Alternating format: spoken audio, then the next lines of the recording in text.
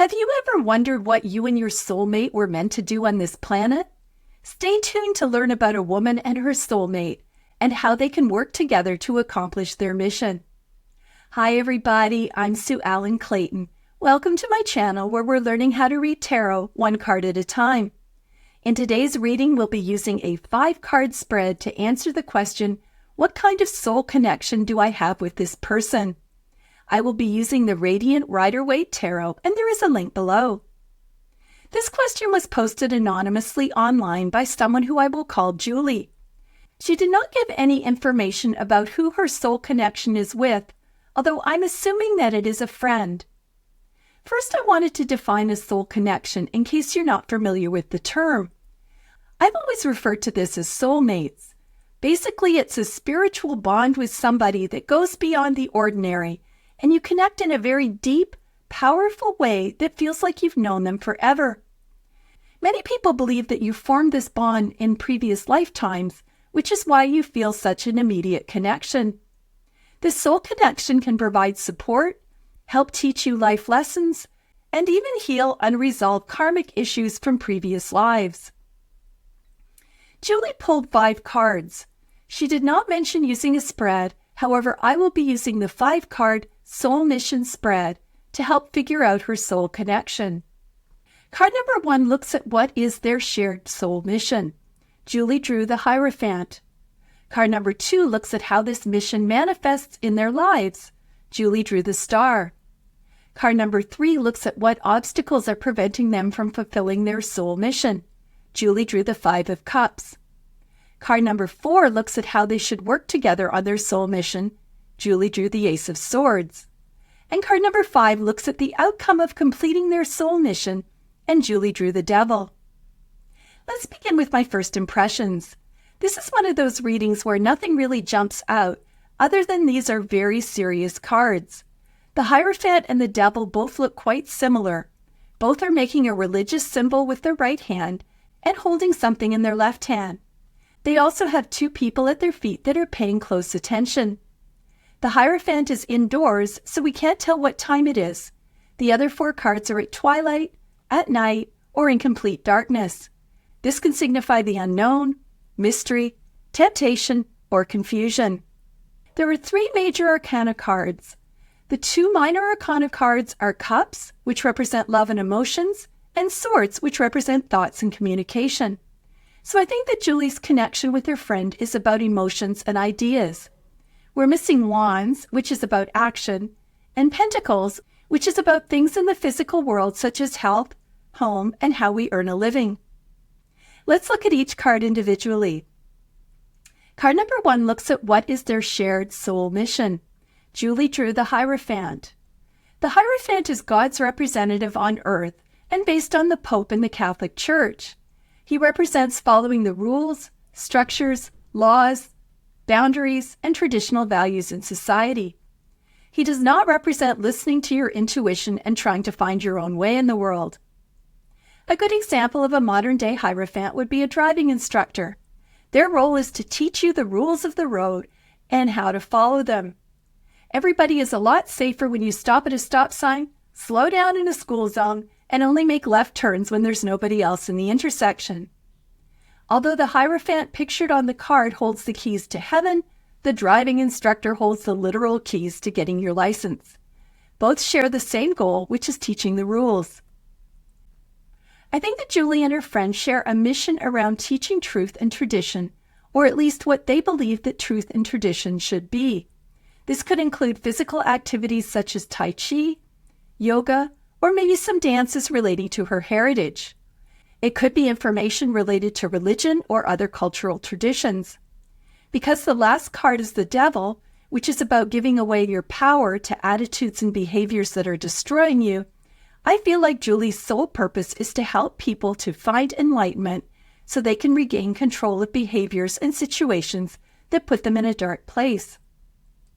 This might be teaching people how to meditate, how to understand the Bible, ways to stop drinking alcohol, or even to learn how to use tarot cards. Julie and her soul friend would be extremely committed to their soul mission. There's a Canadian documentary TV show called Rocky Rapids Vet 911. It's the story of Savannah House Smith, a Métis veterinarian in Alberta, Canada. For a reason that I don't think was disclosed on the show, her Métis bloodline was kept as a close family secret, and Savannah didn't learn of her cultural roots until she was almost finished vet school. Part of the show follows her learning about her Métis heritage. So we see her doing things like learning dances, learning how to make jewelry, and going to cultural events. The teachers are all Indigenous people who are eager to pass down their First Nation skills. I think that is a great example of a soul mission of teaching young people about their culture. Of course, there's a downside to soul missions because Julie's version of the truth, no matter how noble she thinks that it is, might have a dark side. I bring this up because the last card in the reading is the devil, which can indicate a dark side. Since the Hierophant is a religious figure, one example I can think of is the practice of plural marriage, known as polygamy in the Mormon Church. The practice of having multiple wives was based on a literal interpretation of the Bible, where figures such as Abraham had multiple wives. Although polygamy was denounced by the Mormon Church in 1890, there was a fundamentalist group that broke away and lived in a remote area of Arizona and Utah and still practiced polygamy. I would guess that many of the church leaders would consider keeping this practice alive to be their sole mission. You've likely heard of Warren Jeffs, who became the leader of the group in 2002. By the time the group's widespread abuse was exposed, Warren had 78 wives, many of them girls who were no more than 12 or 13 years old. I've enclosed a link to an article in the comments if you'd like to learn more. I'm not saying that Julie is involved in the fundamentalist Mormon Church. I do believe that her sole mission includes teaching some kind of traditions and spiritual wisdom that requires conforming to a set of rules. My point is that Julie's sole mission can have a positive or negative side, even if she's 100% convinced that what she's teaching is right. Card number 2 looks at how this soul mission manifests in their lives. Julie drew the star. The first thing to notice is the large yellow star that is surrounded by 7 smaller stars. Although it is night, these stars light up the sky. The large yellow star is the same star we saw in the hermit's lantern and lights the way in the darkness. It represents divine guidance and the essence of Julie's soul. Yellow is the symbol of wisdom, confidence, and spirituality. This confirms what we saw in the previous card. Julie is on the planet to share her wisdom and spirituality. All of the stars have 8 points, just like diamonds. Diamonds symbolize the pure, clear core of her soul, and they are also indestructible. Julie has a very clear soul mission. The 7 white stars represent Julie's chakras. White is the symbol of purity. This tells us that Julie's energy is in alignment with her goals. We can also see that Julie is naked. This represents that she is not hiding her true essence. She's also free from artificial restrictions such as clothing. She is unapologetically being who she is, despite what other people may think. I was watching a movie the other day where one of the characters was obsessed with aliens. He had posters of aliens all over his house and boxes full of newspaper articles. He believed that aliens are currently visiting Earth and that the government is covering up these encounters. I'm not offering an opinion about whether this is true, but it is a belief that I'd say most people are skeptical of, and if it were me, I'd probably try to hide what I was thinking so that my colleagues on a Zoom call did not think that I was weird. Not Julie. She is completely transparent about what she believes and is not swayed by other people. If she was obsessed with aliens, you'd have no doubt what she believes. Julie has blonde hair which symbolizes innocence and youth. She has pure intentions. In this card we can see Julie working hard.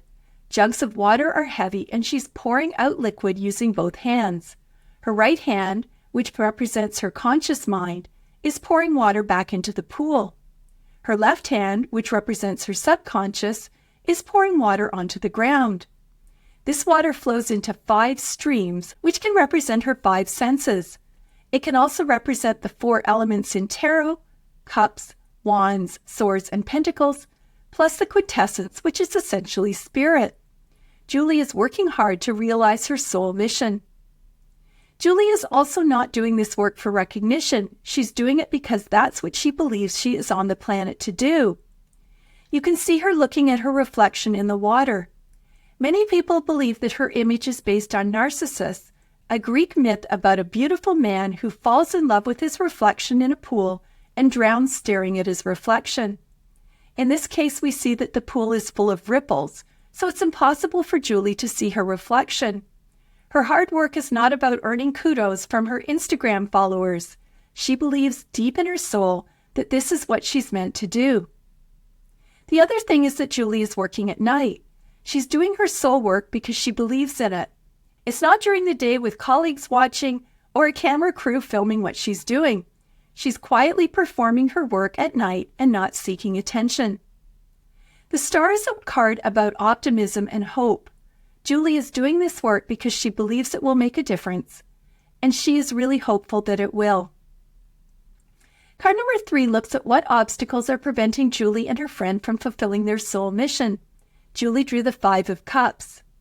This card shows that Julie is experiencing despair, disappointment, or loss, which is in sharp contrast to the hopefulness in the previous card. I feel like she's been working hard on her soul mission and was very hopeful that she was making a difference. Something happened. Now she's profoundly disappointed, and that's preventing her from fulfilling her mission. You can see that Julie is focused on the 3 spilled cups near her feet and not on the 2 upright cups behind her. 2 of the cups originally contained a red liquid and 1 contained a green liquid. Pam Richards, in her book Understanding Tarot, states that she thinks that the red liquid is blood and signifies the pain of the heart, a real emotional attack that has left Julie feeling injured. Pam Richards believes that the green liquid can link to the heart chakra, which shows emotional and spiritual pain. So we have a loss that has hurt Julie deeply. Julie is clearly in great emotional and spiritual pain. The ground is brown, so the grass appears dead on both sides of the river, adding to the sadness. There is a flowing river, and it can represent tears or deep emotions. It can also represent the river's Styx that divided the world of the living from the world of the dead. So perhaps Julie is so depressed that she feels like a part of her has died. There is a castle on the far side of the river. Castles represent safety and success. The castle has green grass and a couple of trees around it, which is symbolic of healing. However, the castle is far away and difficult to access, so reaching the place of safety and healing may take a while. I think that Julie will be grieving for a long time. So exactly what are the obstacles that are keeping Julie from reaching her soul mission? This card is Cups, which indicates something emotional has happened. My gut feeling is that Julie is depressed because her hard work has not paid off. I think the gold cups represent the 2 jugs that she was emptying in the star card. They are still standing. However, she's focused on what has gone wrong. So what would be something that would derail your soul mission and cause profound disappointment? Julie could have lost her mentor or maybe her grant funding. Perhaps she's written a book about her methodology and at the last moment her publisher backed out. Maybe her facility was destroyed in a hurricane or a journalist wrote a very negative article about her. All of these would be extremely demoralizing. Whatever the cause, something happened to emotionally devastate Julie. Her grief created a big obstacle moving forward. You've made it this far in the video, and I wanted to stop and ask for a favor if you're not already a subscriber, and that is to please hit the subscribe button. It's free for you, and it will also help me to grow this channel. Plus, it means that you won't miss anything. Thanks so much, and if you're already a subscriber, I truly appreciate your ongoing support.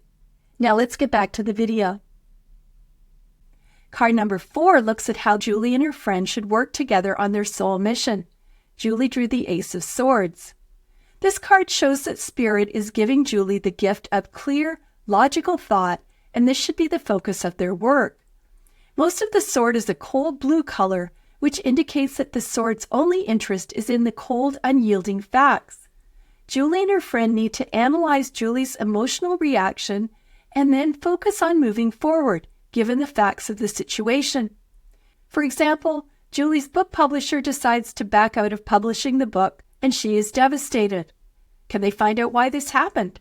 Is it something that Julie can fix? If not, could she self-publish or find a new publisher? The Ace of Swords also represents new beginnings. It is time for Julie to move on from the trauma of the previous card and figure out a way to start over, including cutting away any thoughts, beliefs, or distractions that are no longer needed in her life. The white portion of the sword represents purity and purification.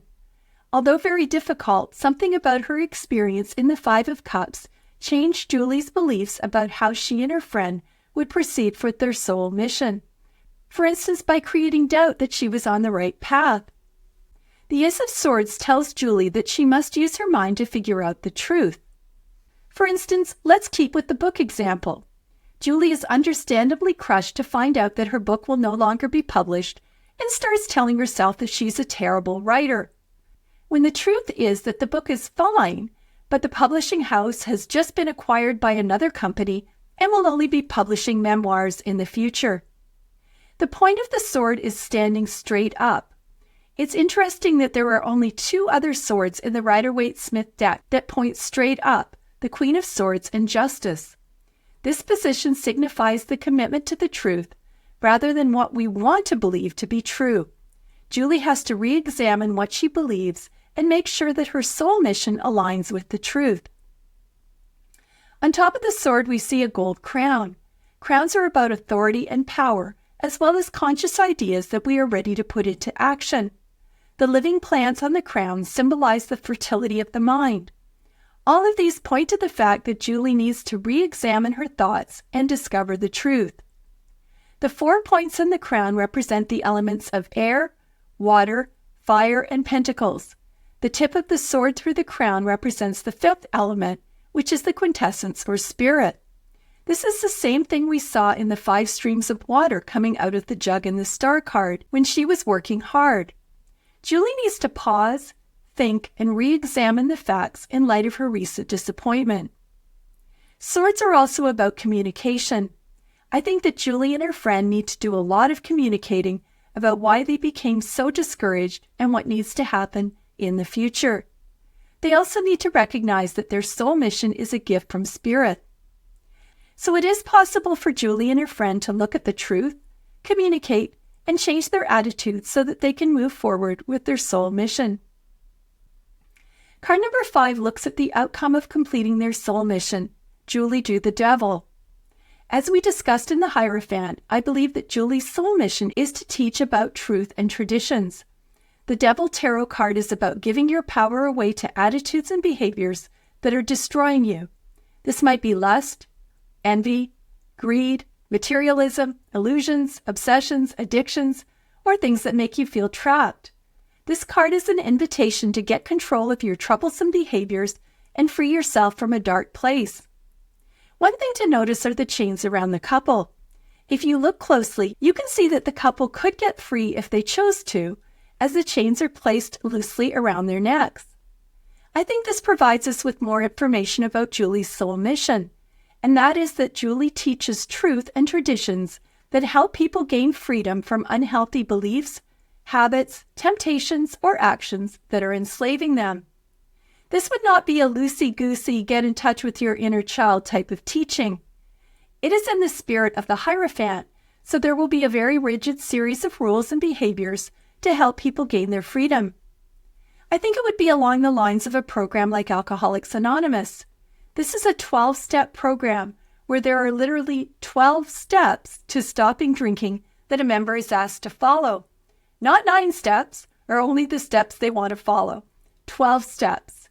Members are also expected to find a sponsor, which is somebody who has more sobriety than they do, to attend meetings and to stop drinking. Meetings follow a specific format, and there is a series of sobriety tokens, which look like pentacles, to mark specific periods of sobriety. The result is that many people are able to free themselves from their addiction to alcohol.